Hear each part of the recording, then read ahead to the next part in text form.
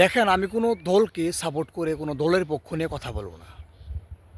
আমি যদি সাধারণ জনগণের হয়ে বলি যে এখন যে দেশের অবস্থা এরকমভাবে যদি চলতে থাকে তাহলে বিএনপি 5 বছর তো দূরের কথা, অনেক দূরের কথা, পরবর্তী আগস্ট পর্যন্ত ক্ষমতায় থাকতে পারে কিনা বলা যায় না। এই যে এখন যে দেশের অবস্থা, জনগণের কোনো নিরাপত্তা নেই, এই যে আন্দোলন আর আন্দোলন, এই যে ছাত্রদল আর শিবির সংঘর্ষ, এই যে শিবির নেতা রক্তাক্ত, এই যে ছাত্রদল তারা শিবিরদেরকে হসপিটালে গিয়ে মেরে আহত করে, তারপর এই যে চোখ নিয়ে নিল হবিগঞ্জে একটা আলিফের কিন্তু চোখ নিয়ে নিছে ছাত্রদল নেতারা, এগুলোকে নিয়ন্ত্রণ করতে কিন্তু বিএনপি সরকার ব্যর্থ। এগুলো নিয়ে কিন্তু কোনো কথা বলে না। প্রধানমন্ত্রী তারেক রহমান কিন্তু এগুলো নিয়ে কোনো কথা বলে নাই, নিয়ন্ত্রণ করতে ব্যর্থ।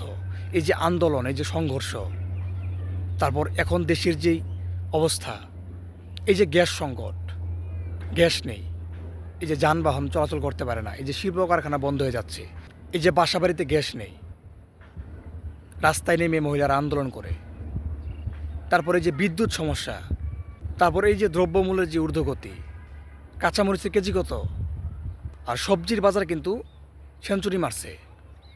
তারপর এই যে দুর্নীতি, চাঁদাবাজি, এই যে বিভিন্ন সরকারি অফিসে ঘুষ চলে, হ্যাঁ, দলীয় পরিচয়ে টাকা পয়সা দিয়ে, হ্যাঁ, রেফারেন্সে, এই যে ঘুষ খেয়ে চাকরিতে ঢুকিয়ে দিচ্ছে, এই যে দুর্নীতি, চাঁদাবাজি, এই যে সংঘর্ষ, এই যে দেশের ভয়ঙ্কর অবস্থা, তো এরকমভাবে যদি চলতে থাকে তাহলে বিএনপি সরকার 5 বছর তো দূরের কথা, পরবর্তী আগস্ট পর্যন্ত যেতে পারবে কিনা বলা যায় না।